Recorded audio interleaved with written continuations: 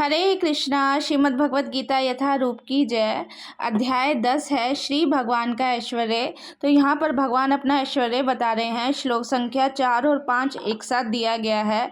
भगवान कह रहे हैं बुद्धि, ज्ञान, संशय तथा मोह से मुक्ति, क्षमा भाव, सत्यता, इंद्रिय निग्रह, मन निग्रह, सुख तथा दुख, जन्म मृत्यु, भय अभय, अहिंसा, समता, तुष्टि, तप, दान, यज्ञ, यश तथा अपयश, जीवों के ये विविध गुण मेरे द्वारा ही उत्पन्न होते हैं। तो ये जितने भी गुण हैं भगवान कह रहे हैं ये विविध गुण मेरे द्वारा ही उत्पन्न होते हैं। तो तात्पर्य में बताया है जीवों के अच्छे या बुरे गुण कृष्ण द्वारा उत्पन्न होते हैं और यहाँ पर उनका वर्णन किया गया है। तो इसमें भगवान कह रहे हैं बुद्धि का अर्थ है नीर शीर विवेक करने वाली शक्ति और ज्ञान का अर्थ है आत्मा तथा पदार्थ को जान लेना।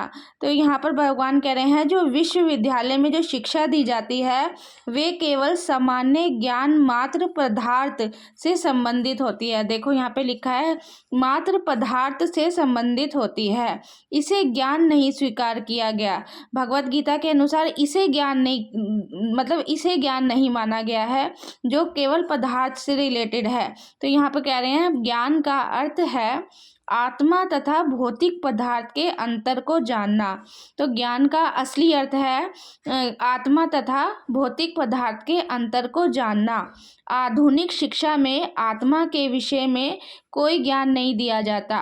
स्कूल कॉलेजों में मतलब आत्मा के विषय में ज्ञान नहीं दिया जाता, तो वो पूर्ण ज्ञान नहीं माना गया है। ज्ञान वही है जो आत्मा तथा भौतिक पदार्थ के अंतर को जान जाए। तो आधुनिक शिक्षा में आत्मा के विषय में कोई ज्ञान नहीं दिया जाता, केवल भौतिक तत्वों तथा शारीरिक आवश्यकताओं पर ध्यान दिया जाता है। फलस्वरूप ये शैक्षिक ज्ञान पूर्ण नहीं है। तो ये ज्ञान किसे कहते हैं पता होना चाहिए। वास्तविक ज्ञान क्या है? आत्मा तथा भौतिक पदार्थ के अंतर को जानना। जो स्कूल कॉलेज में दिया जाता है वे केवल भौतिक तत्वों और शारीरिक आवश्यकताओं की ज़रूरतों का दिया जाता है। ये ज्ञान पूर्ण ज्ञान नहीं है। हरे कृष्णा।